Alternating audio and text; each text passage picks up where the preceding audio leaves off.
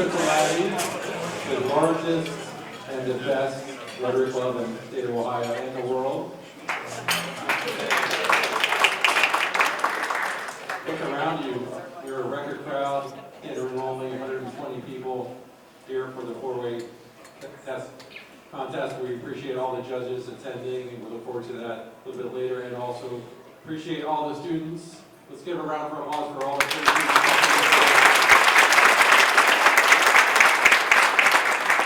We know it takes great courage to get up here, and not everyone's doing it, and we appreciate your leadership, and it will really it inspires us to relive our daily lives with the four-way test.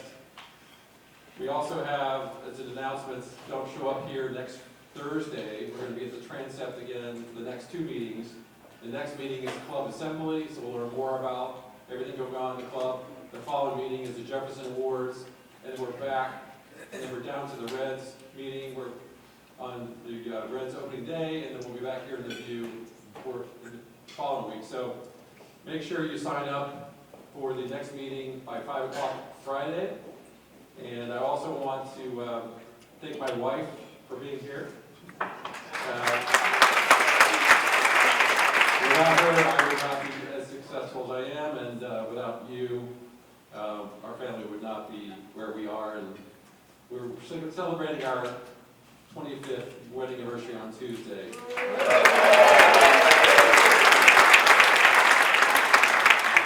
Mary and I more will be bowling this Friday at 5:30 in Stones Lanes and Mardi Gras. So come out and visit with us. I'm going to turn it over to Steve. He's going to go a cappella with the national anthem. Oh, which note we're going to start with? Here we go. Oh, say, can you see by the dawn's early light what so proudly we hailed at the twilight's last gleaming, whose blood stripes and bright stars through the perilous fight o'er the ramparts we watched were so gallantly streaming, and the rocket's red glare, the bombs bursting in air, gave proof through the night that our flag was still there. Oh, say does that star-spangled banner yet wave o'er the land of the free and the home of the brave.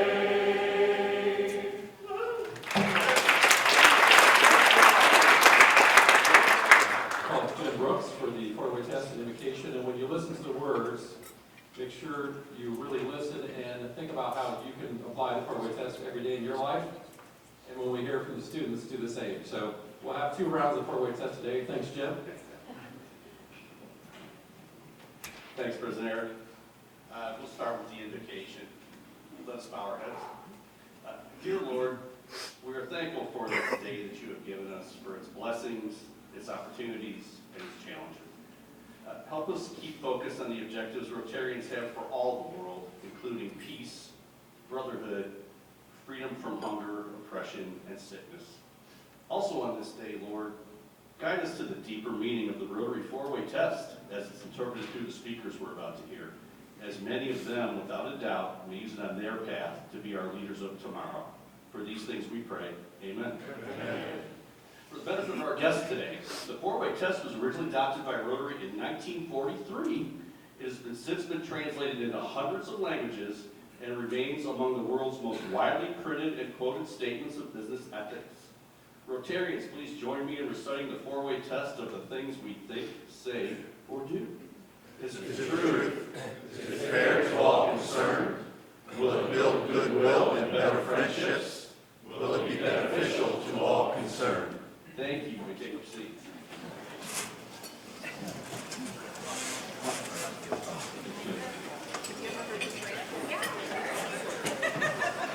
special opportunity.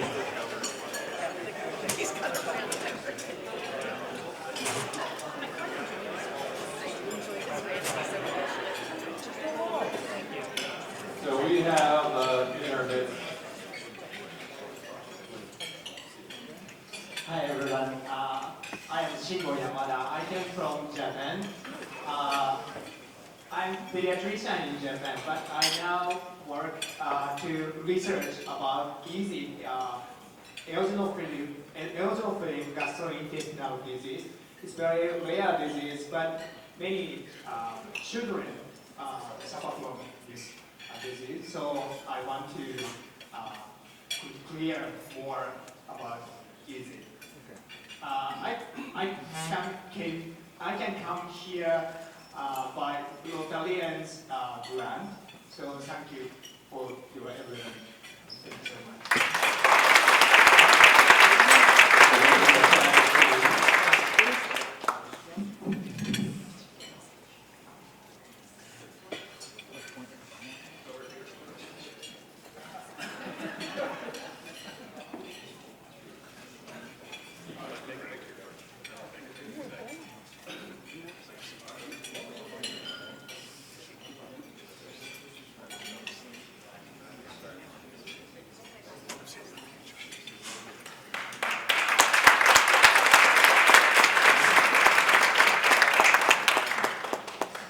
We have a lot of guests and visiting Rotarians. I want to bring up Don Cashman to announce everyone here. Thank you, President Eric.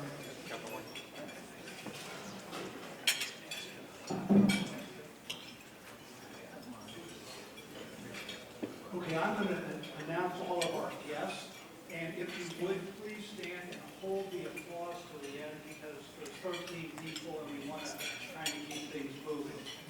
So, our first guest is Alex Cameron from Reliable Staffing Resources, guest of Michael Schatzman. Please feel free to thank. Next, Elizabeth Dreyer from Morgan Stanley, guest of Michael Schatzman. Joe Chickie from Newark, guest of Drew Emmert. Justin Austin, representing Aon, a guest of Michael Schatzman. Kate Webster, guest of Eric Petway. Larry Brandstetter, representing Brandstetter Carroll, guest of Bruce Brandstetter. Matt Mangine of One Shot Foundation, guest of Josh Vogel. Mike Hogan, representing Meals on Wheels, guest of Dan Long.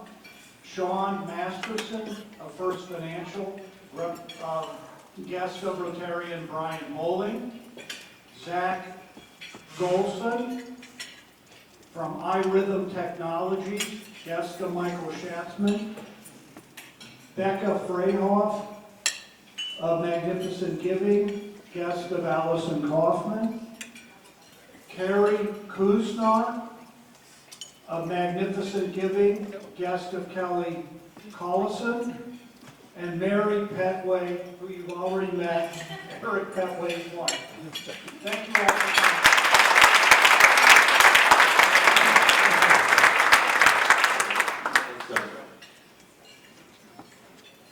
So we wanted to announce that the meeting sponsor is Kelly Crow and Stepping Stones, and we appreciate you sponsoring the meeting today, and we'll learn a little bit more about Stepping Stones.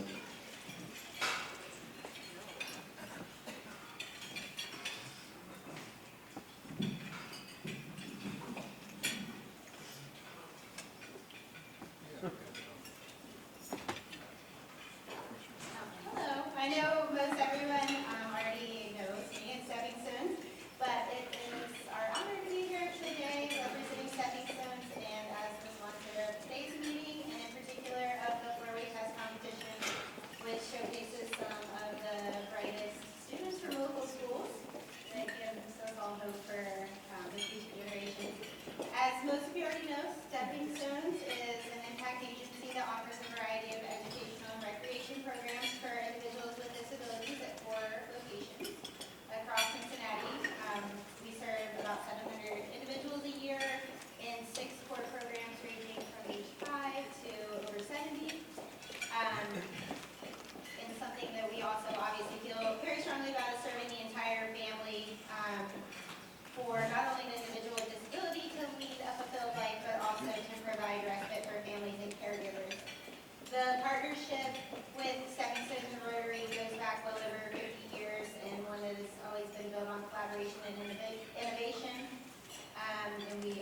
thankful for it. I placed a recent article that was in a publication about stepping stones that talked a little bit about the partnership with Rotary over the years on the registration desk. If you didn't grab one, please consider grabbing one on the way out. Again, we're so grateful for the partnership with Rotary, the opportunity to tell you a little bit more about stepping stones today, and I think we have a short video. A short video that will tell you a little bit more. Thank you.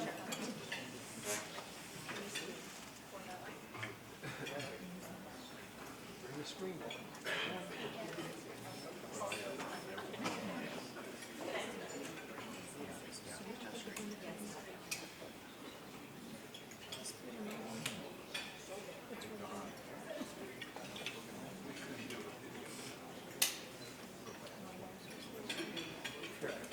Okay, put the screen down. Where's the screen?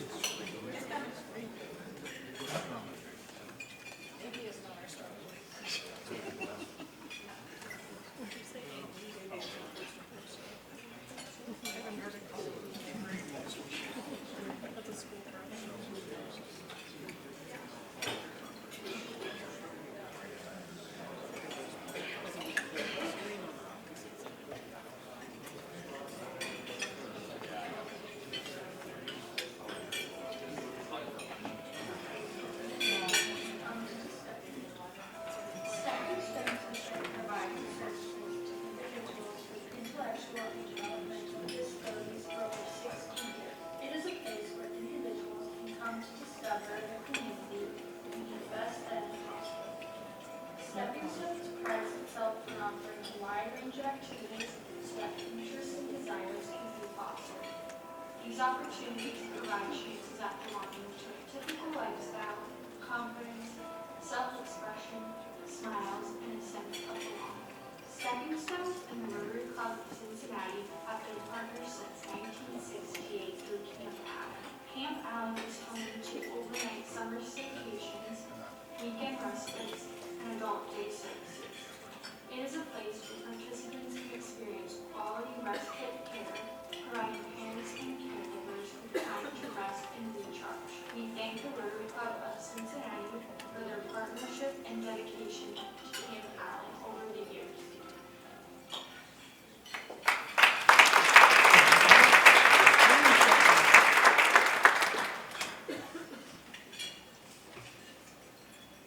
Thanks, Kelly, and thanks to Stepping Stones. We are true partners together in Camp Allen and everything we do.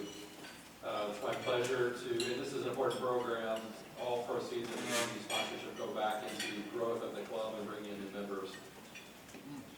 Speaking of new members, we want to do a new introduction, Steve Griefel and Kimberly Pages.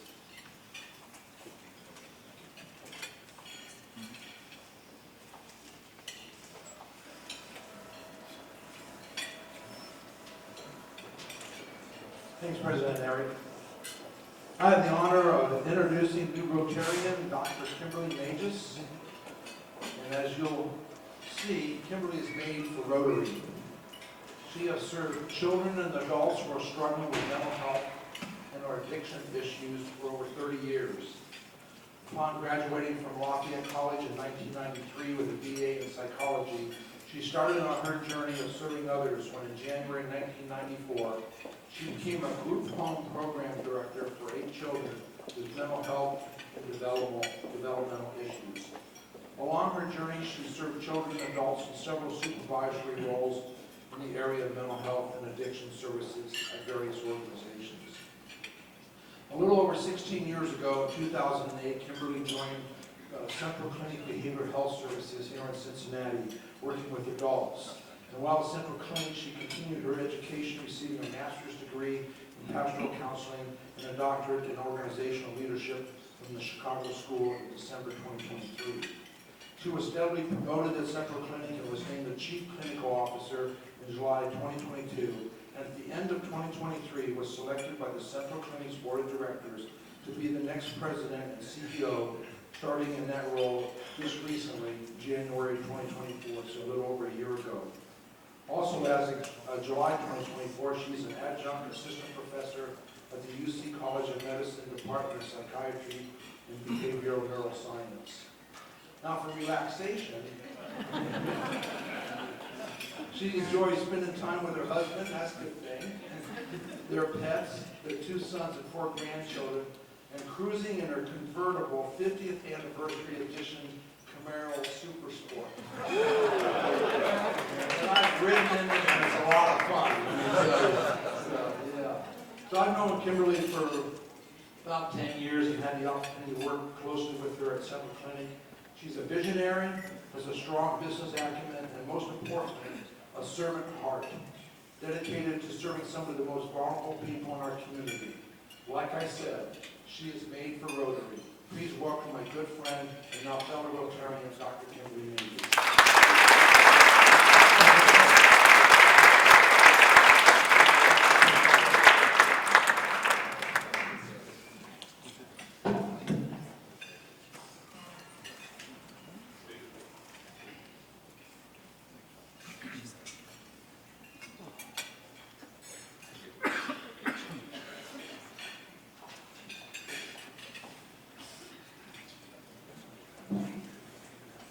So we do have 2 committee meetings right immediately following this meeting.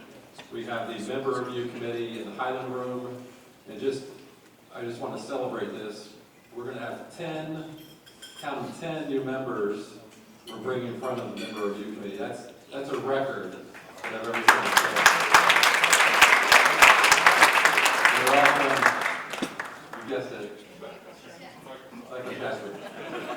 Membership czar of this club. We want to start that immediately following this meeting, so don't dilly-dally, head over there and let's learn more about the new members. We also have an environmental sustainability committee in the bridal suite, so busy day. We have birthdays today, this week. Ben Busby, Corbin Scherzinger, Kale Allen, Owen Rassman, David Freeman, Britt Seelmeyer, Holly Hansen. I know Ben, Owen, David, and Brent are here. Let's do a quick happy birthday. Raise your hands and let's celebrate on 3. 1, 2, 3. Happy birthday! We also have a very special birthday, March 10th. And I don't know if you know who this person is, but we have a certain Sarah Patterson that is celebrating her birthday on Monday, and I believe we do have a special.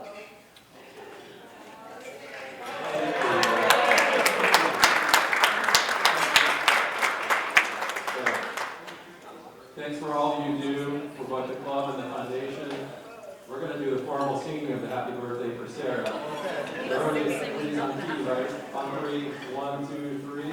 Happy birthday to you. Happy birthday to you. Happy birthday, dear Sarah. Happy birthday to you.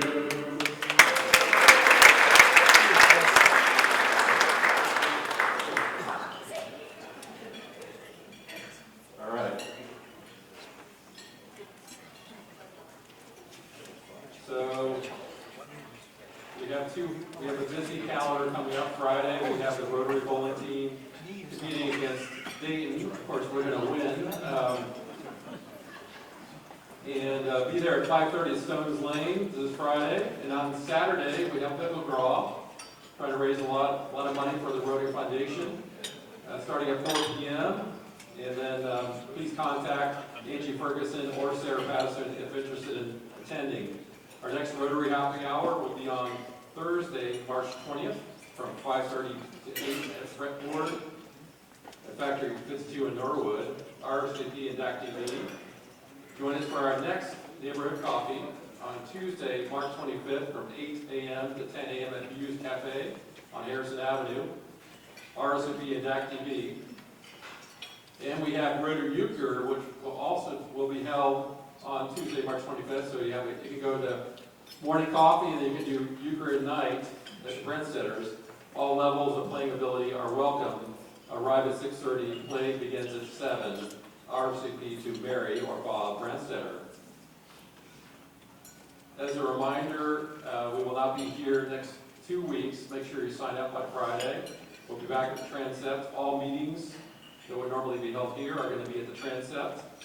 And without further ado, I'm going to hand it over to my partners, Chip Carson and Laura Quinlivan, to kick off the four-way tag team contest.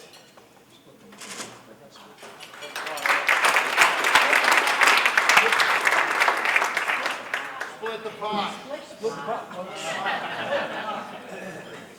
Bye. Stay up here. Priorities, right? All right, it's blue tickets. And $70 today at $4.94 and the ticket size.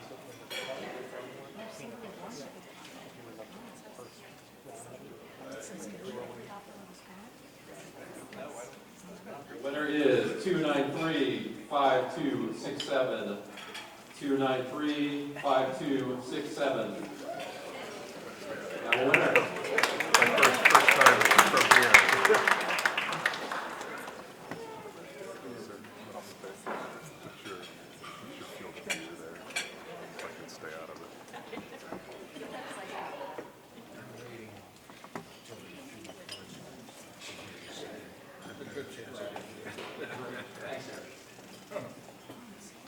Well, good afternoon, everybody. Welcome to Rotary Club.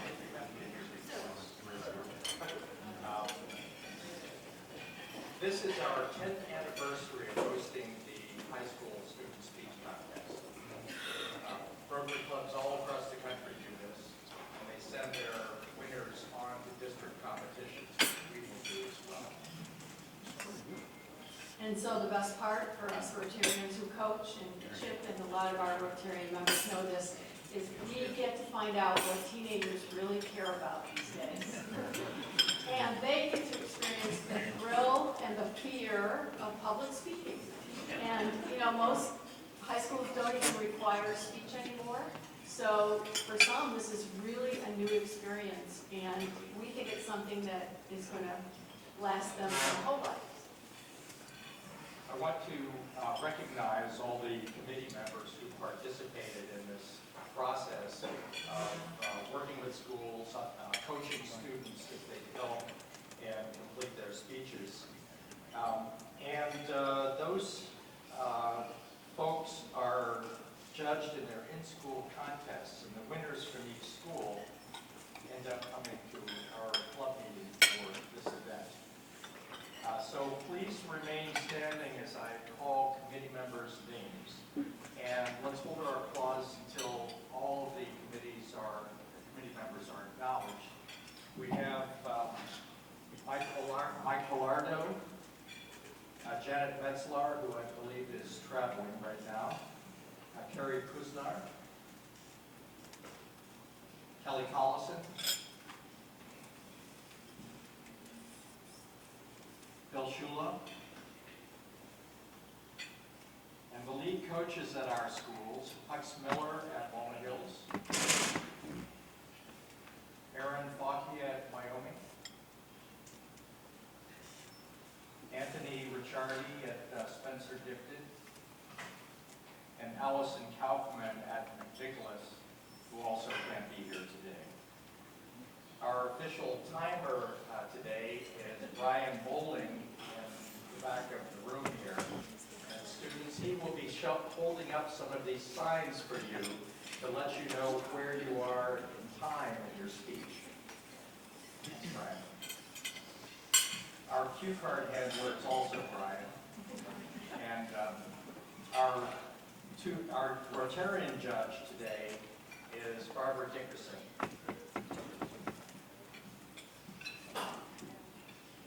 And Melanie Mullihan. All right. All right, now let's meet the school contest winners and their guests. And once again, we're going to ask you to please stay standing until we introduce everybody at your table. So first, a brand new school to our competition this year. It is Spencer Gifted Academy. And it's in Columbia and Tusculum. And our Spencer finalist is Ashley Kraft. And with her today to support her, we have the Spencer principal, Nina Giannacchio, along with English teacher Jennifer Ellers, who's a Kredinsky to come in the room. She's going to be coming in. She's a little late, but she actually won this contest when she was in high school in her Rotary Club. So we hope she makes it. So now clap for Spencer.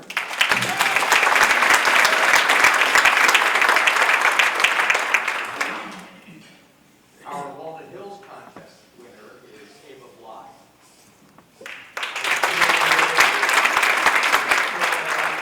Chandra Stead and Brian Bly. Walnut Hills Principal Ashley Morgan is here, along with our faculty advisor and French teacher, Dorina Fox. Welcome.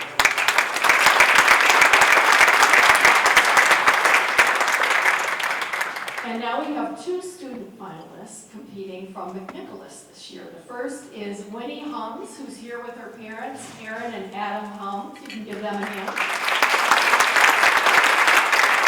And we also have Carolyn Burkholder here with her parents, Holly and Jesse Burkholder.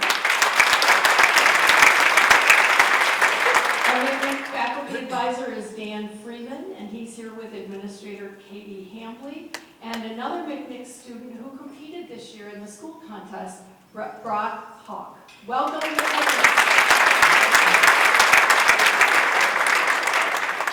In case you're wondering why we have two students from McNicholas, it's because we originally had 4 schools in this contest. Wyoming High School had to drop out. Their contestant, Addison Miller, was unable to be here on this date. And so Addison is going to be going on to district anyway. And we opened up a spot for a 4th speaker. So the runner-up from McNicholas was unanimously selected by our judges as the person to take that spot. So welcome to you from McNicholas. I want to mention here that we have also acquired some commemorative plaques. Thank you, Hux Miller. These lay out the 4-way test, and one of these plaques will be presented to each of the schools if they wish to display that in their hallways or offices.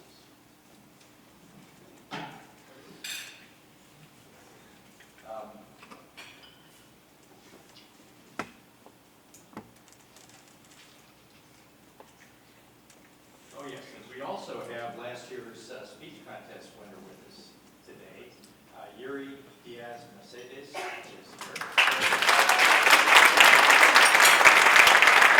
She's from the Paul Cristo Ray School, which was unable to compete with us this year, but she will be saying a few remarks later while the judges are deliberating.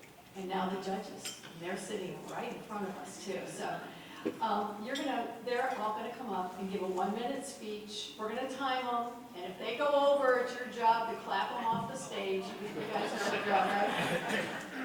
Just kidding, Chip is gonna raise his hand right after a minute and we'll do it. But our first is the charming and enthusiastic morning anchor at Channel 5, Megan Mitchell.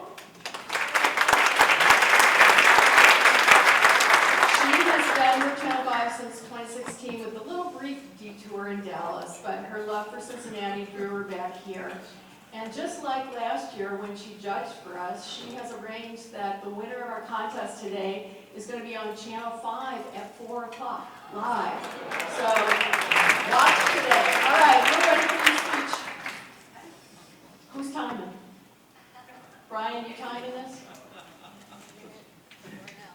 All right, okay, here I go. So when I was a senior in high school, I was obsessed with Lady Gaga. Like, I'm talking obsessed with her, I loved her music, but more than anything, I loved how different she was. Now this was 2010, she was new on the scene, and I was looking for something different. I loved the fact that she was unique, something cool, and it made me feel like I could also do that. So what did I do in 2010? I created a YouTube channel all about Lady Gaga, recreating her videos, and I was so excited to go to her concert, but then 3 days before it happened, all of a sudden, she announced that it was canceled, probably because she got too big, but she said it was because she was sick. With all that said, I then decided to use her song lyrics to actually make a YouTube video pleading with her to reschedule her concert. Now, she never rescheduled the concert, but that night it went viral.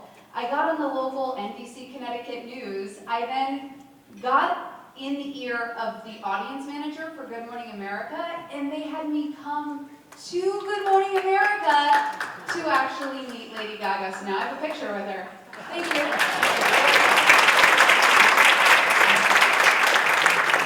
That was awesome. Hard act to follow. It is the truth.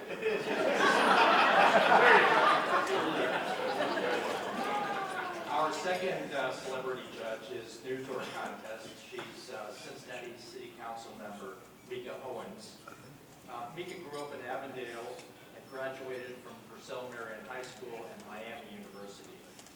Mika chairs the Environment Committee on the City Council, and if you're ever unsure if that's really Mika, look for pink. Mika's brand is to always wear pink somewhere in her outfit. Let's hear what she has to say.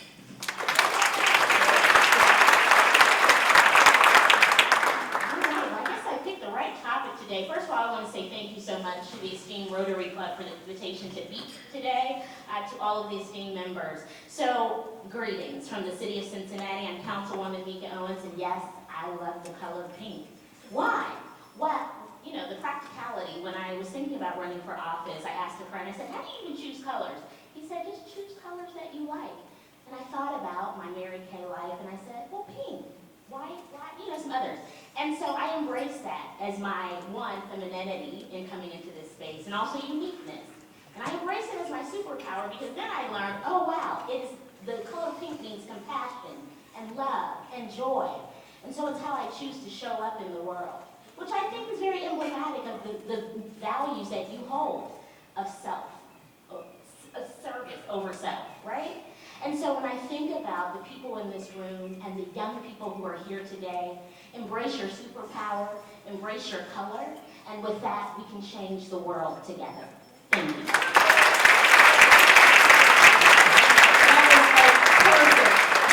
Perfect. So the rule we followed this year to select our judges is their name had to start with an M. So joining Megan and Mika is another newcomer to our contest, Madeline Mitchell.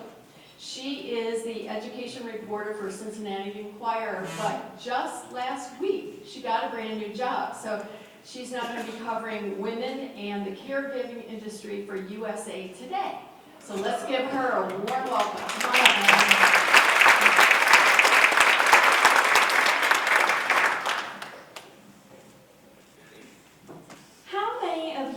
Regularly practice some art form, whether it be painting, dancing around your kitchen. Yeah? Good.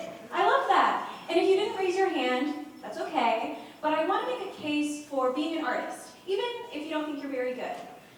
Art, music, and theater have always been a big part of my success and happiness. And I think there's a misconception out there that there are tortured artists, and my favorite music artist, Taylor Swift, did not help the cause last year when she came out with the Tortured Poets Department album, but I really do think that art makes us happier. A study published last year by Frontiers in Public Health found creating arts and crafts positively impacts your life. Art therapy has been known to reduce stress, depression, and anxiety. I just want to leave you with this quote by Kurt Vonnegut. Practice in art, no matter how well or badly, because it's a way to make your soul grow, for heaven's sake. Sing in the shower, write a poem to a friend, even a lousy poem. Do it as well as you possibly can. You will get an enormous reward. You will have created something. Thank you.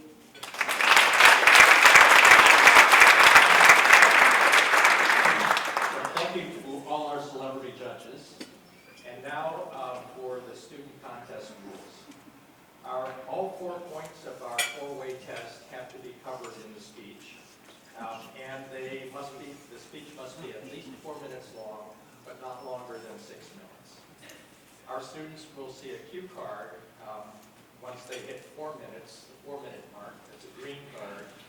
And then another green one when they hit 5 minutes.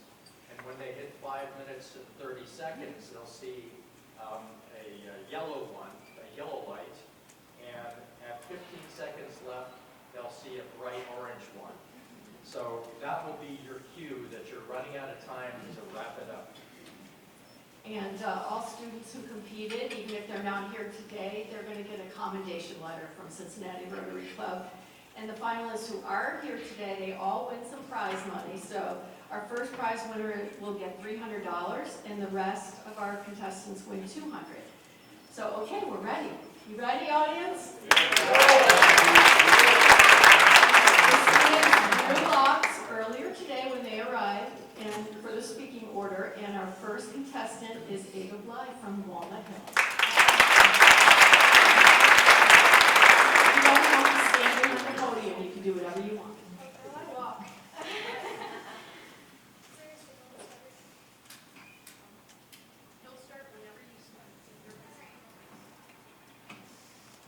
I'd like to start by telling you all a story.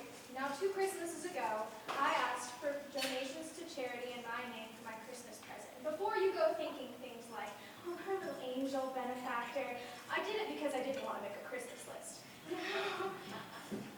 Now, I expected a boring Christmas. I mean, I really did do this a bit out of spite. But I woke up that morning to a plethora of white envelopes under the tree.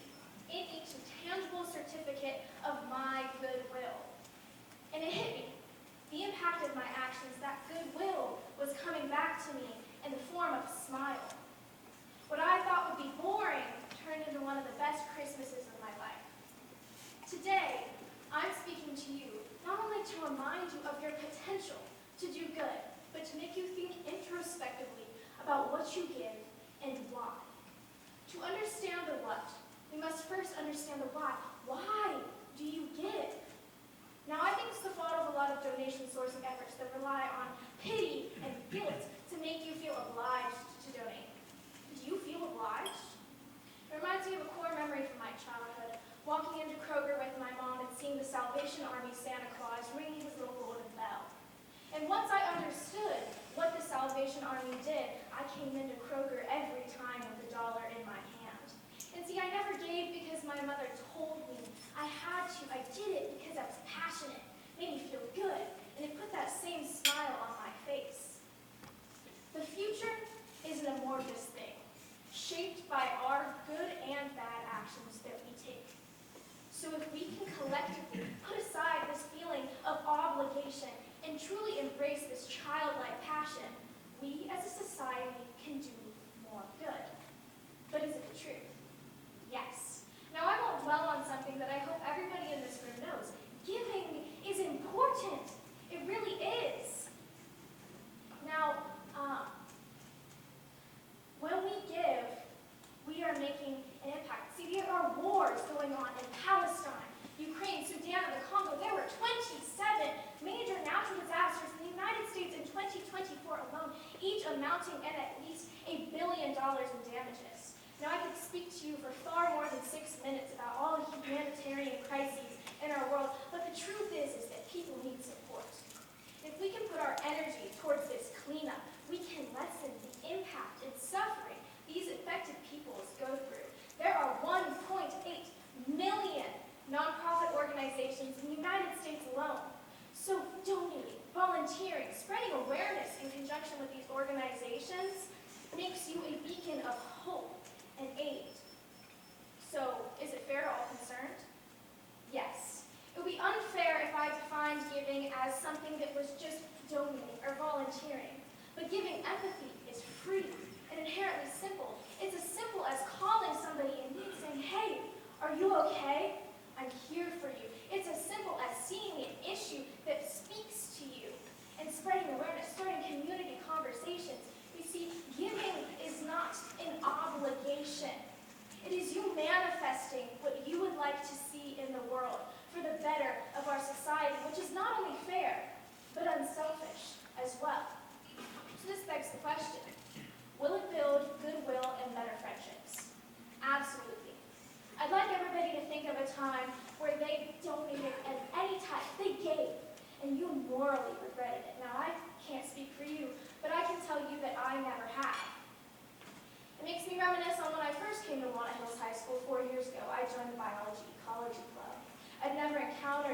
such kind, generous, passionate people. They taught me how to plant trees. They taught me about the importance of volunteering. They gave me my passion for volunteering. The goodwill and knowledge that club instilled in me, the friendships it gave me the opportunity to make, led me speaking here to you today with such conviction. So lastly, will it be beneficial to all concerned? Yes. The benefit lies in the effect of your actions, how it made you feel, how it made other people feel. The benefit lies in the pride that you can take in what you do. The benefit lies in a smile of a child being told they're cancer-free. It is the answered prayers of a family with no food. It is hope. It's assurance. And it's the comforting thought of a better tomorrow. Now, let's rewind to just minutes ago where I asked you, why do you give? And now I'll ask you a new question. How will you give passionately? And if we keep this question in our hearts and in our minds through all of our future endeavors, I believe we'll suddenly find ourselves in the kind of future in which we hope for. Thank you.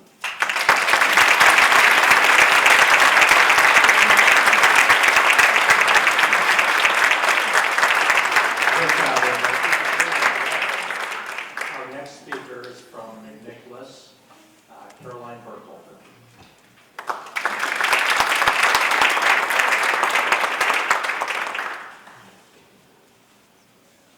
I am here today to talk about negative body image and the importance of overcoming it. Standards are everywhere. Anywhere you look, you'll find a reminder of what you're supposed to be. And they're so engraved in everyone's minds. What's pretty, what's ugly, what's thin, what's fat, what we can and cannot eat because we're on a diet, what we can and cannot wear because it doesn't fit our body types. Because now, all of a sudden, even what we wear isn't up to us.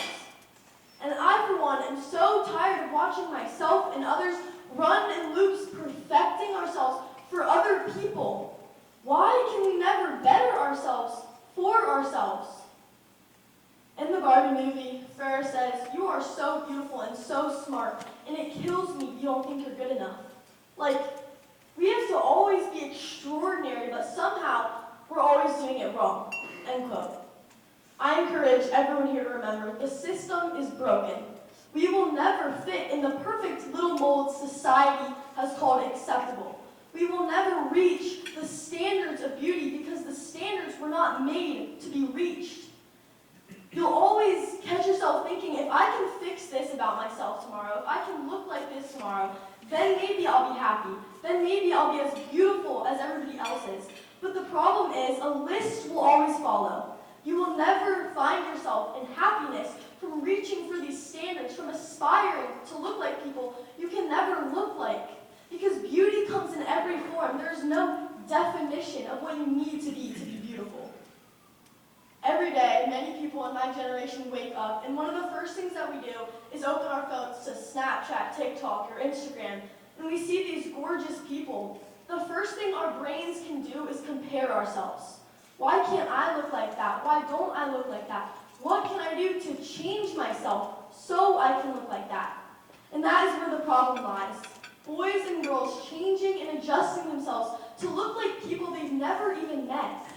How can we sit there and say that we want to look like these people, we want to have their life, if all we know, all we see is the reflection of them on our phone screens? How can we say we want everything they have when all we see is their image?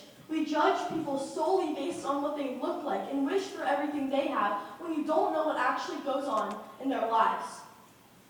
Then I think of my younger self. Perfect eyebrows, I hear myself say. What does that mean? Is that even a thing? Because those things that were so meaningless to us when we were younger mean so much to some people right now. So much to where people are willing to risk their lives because they don't think that they're beautiful.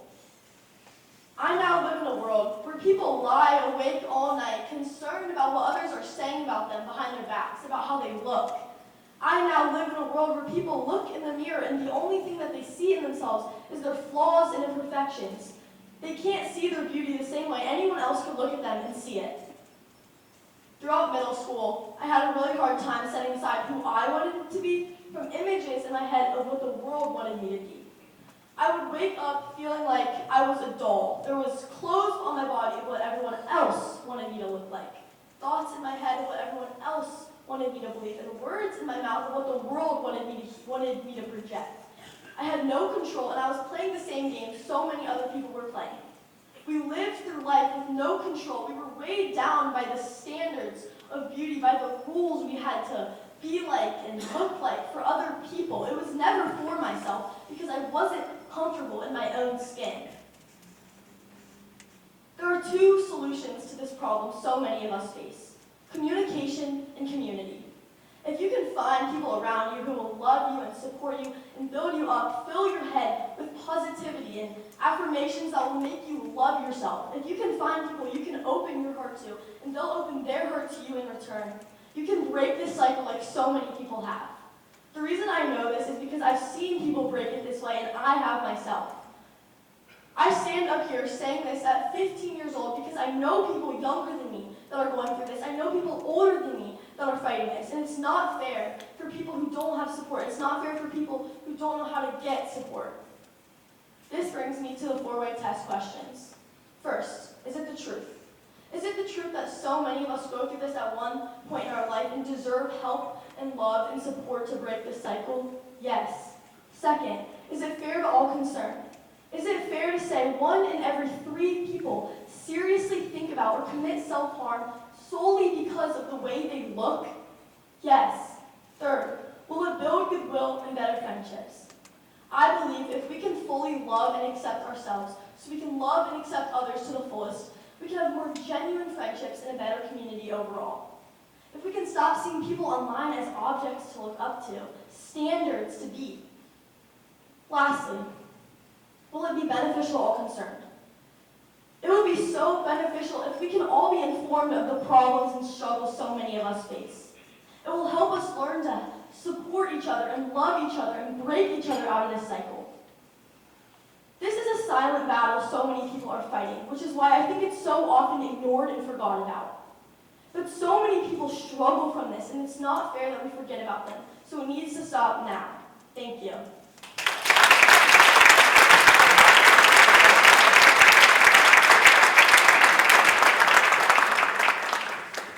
Our next contestant, it is from Spencer Gifted, Ashton Trapp.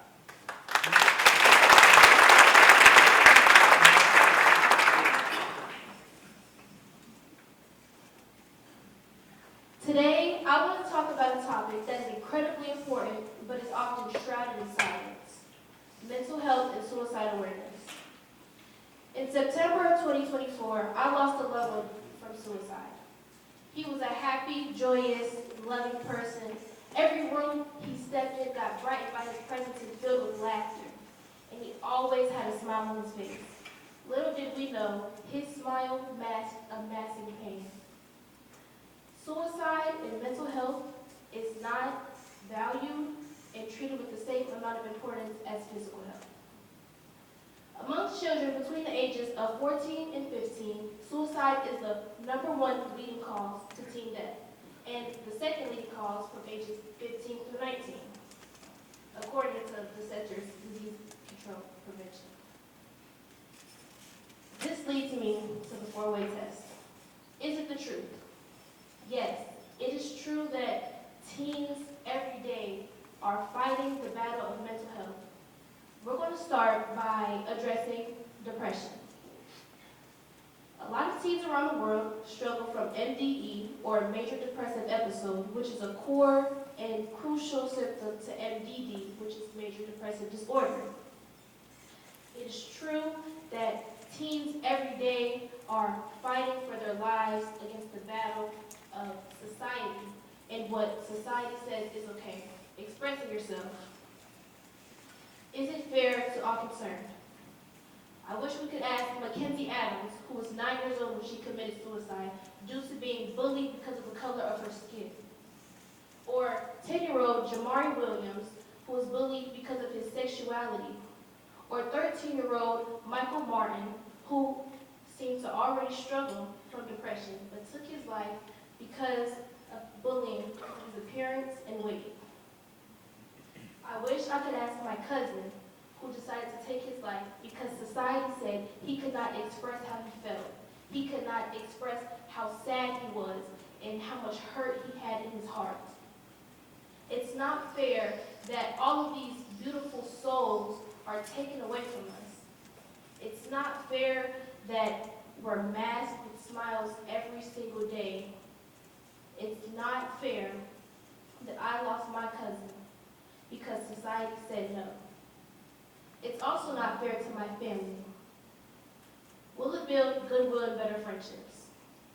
Goodwill means offering a listening ear, checking in on your loved ones, and reaching out.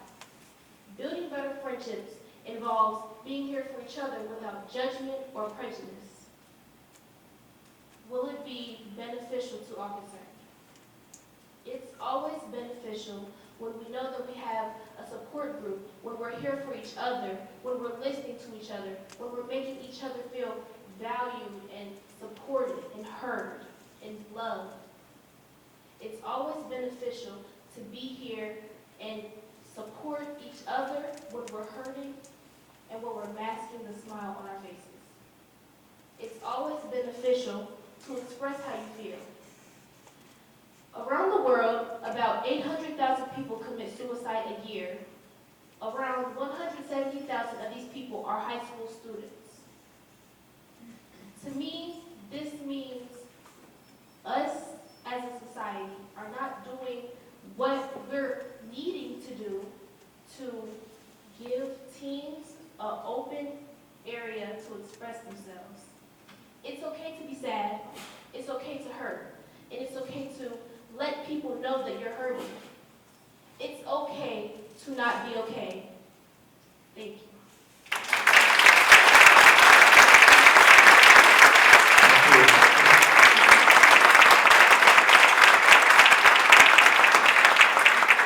Our final speaker of the day is from Nicholas. He comes.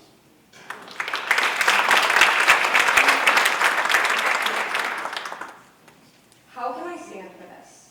How can any of us stand for this? 3 years ago, Ukraine was invaded.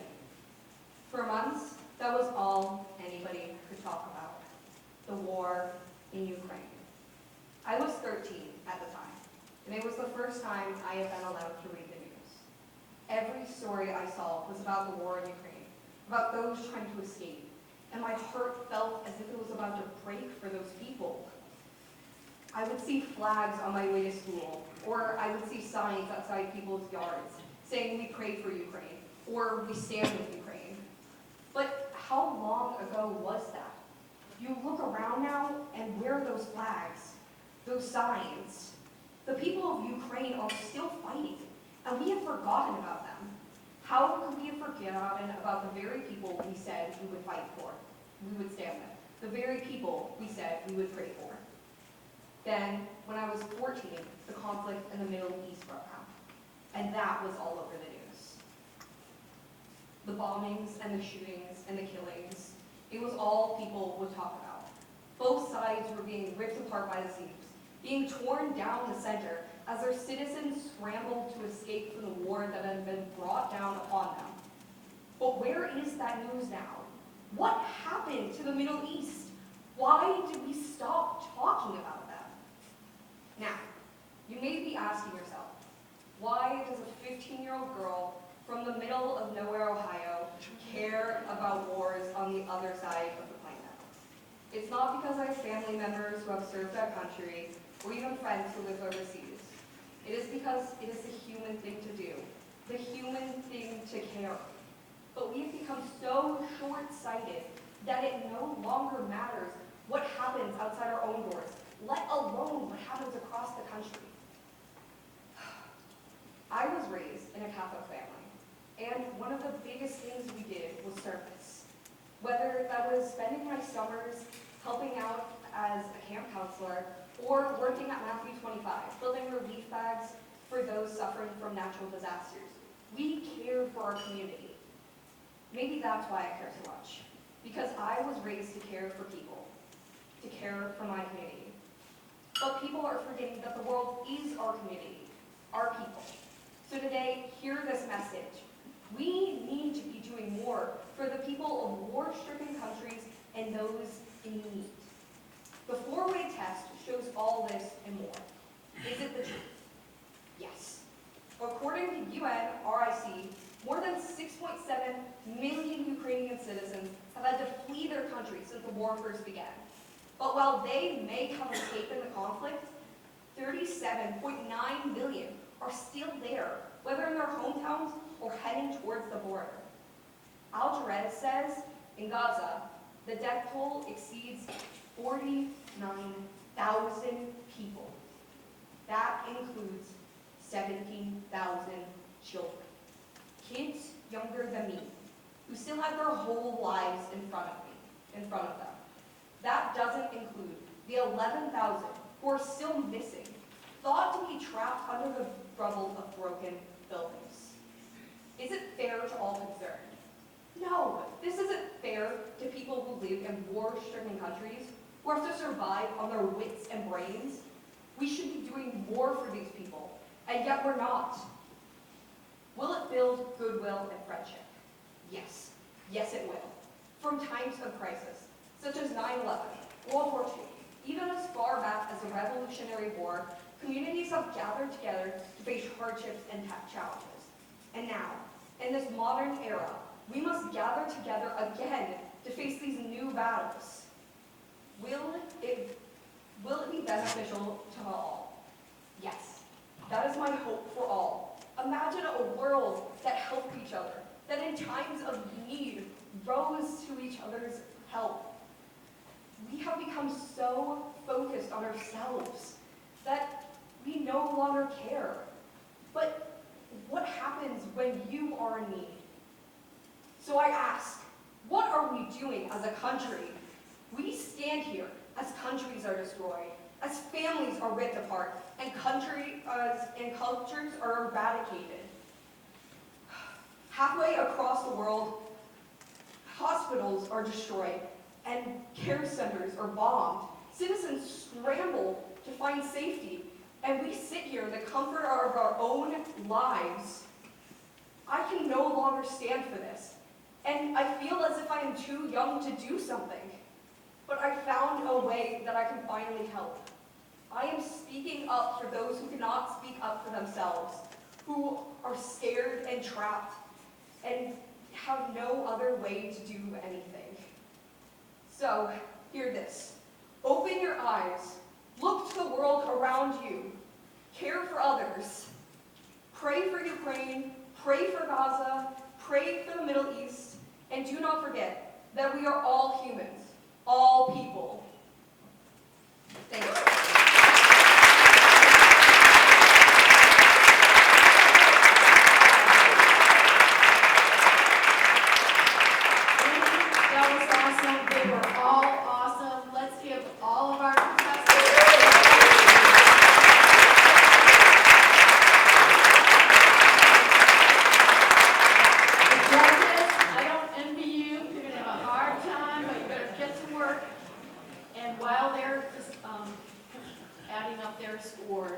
We are blessed with having last year's winner come and give us a few comments about what it's like since she's won the speech contest.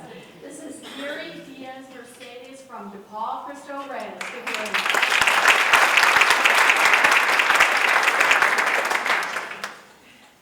Hi everyone. So as they say, junior year is the most stressful year, and I guess you can tell by the bags under my eyes. So this morning, as I was taking the SAT, I had two things on my mind. How do I solve this math problem I have no idea how to do? And what do I say? And as my mom was taking me on the car ride home, all I could think to type in my notes app was heart. Everything you're going to say up here is going to come from one place, the heart. So I want to, first of all, thank everyone for allowing me to be here and to speak. And I want to thank all the students for having the bravery to talk about all these issues, for having the heart and the compassion compassion to say these are people who are suffering in this world. These are things we as a society have to do to help these people in our environment. Everything you're doing right now is bringing awareness to situations that our world has ignored, that our world has put to the side and has put other things over. And I want to thank you for your bravery. It's not easy coming in front of people and talking in front of a large crowd, especially in front of adults who don't know much, adults who don't know what it's like to be a teenager in this world. So I want to thank you for your bravery. And most of all, I want to remind you that regardless of what happens, regardless of whether or not you win, thank you. Thank you for sharing things in our society. Thank you for sharing all of these problems. And thank you for having the heart and the compassion to speak. Thank you.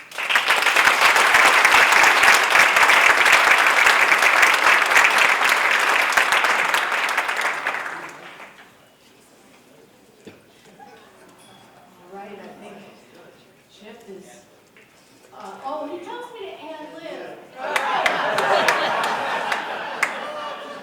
I think maybe, if Mika wasn't busy, I'd make the politician do it.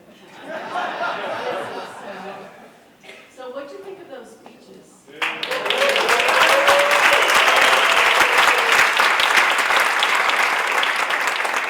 know what I can talk about. She finally arrived. So I told you that somebody from Spencer Gifted Academy, who helped a whole lot with our contest this year, she actually won this speech contest when she was in high school. So she wasn't here to be introduced. I'm waiting for her to finish chewing her food. But now I want her to stand up and we can all give her a hand. Karen Morgan.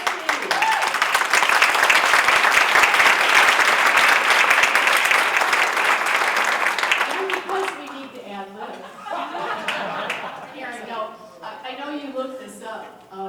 Tell us about what your high school was, what the Rotary Club was, and what your speech was about. Oh gosh, that's so funny. I went to the Dayton High School in North Dayton, and I have no idea exactly what my speech was about. But I told you I looked it up, and all that stuck out to me was that I had this big bubble writing these letters that were so big. But I think it was just about how to be kind and compassionate in the world, and that was something that the world was missing, was being compassionate. And I was involved in a youth group that was very active in the community, and so I told stories from my own life experience from there. But I remember being incredibly nervous, so I think these young people did an amazing job. I'm so proud of all of them that came out today, but I can see that the thread is there, that there's a real passion from our young people to tell us adults of what is really true and right in the world. So, thank you. Thank you.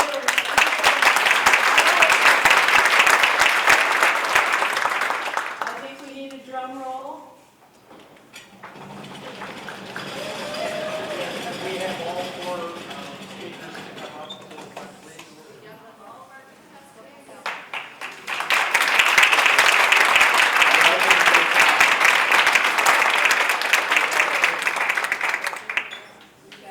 Now, the judges have made their selections and they have been carefully tabulated. And the winner of our competition this year is Ashton Trapp from Spencer Gifted.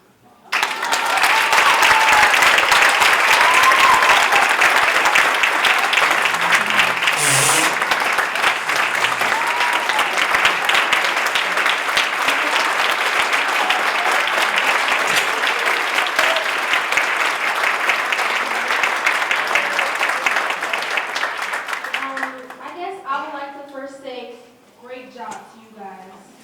Y'all did amazing. And thank you to Ms. Eller, Ms. Karen, and Ms. Nachio for being my support and my drive through this whole process. And to the judges, thank you guys.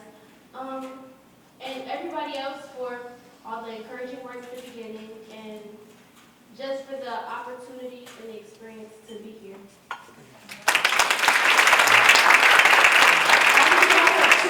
Thank you to everybody. Don't forget to watch Channel 5 at 4, and don't forget to go, Ashton. Before you go, Eric, so we've got a four-way test point for each of you.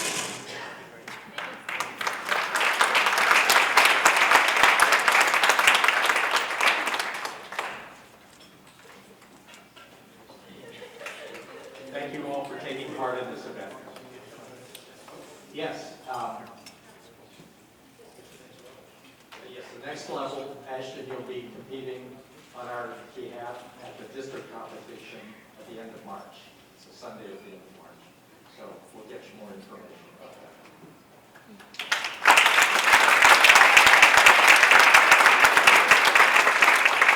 One more round for the contestants.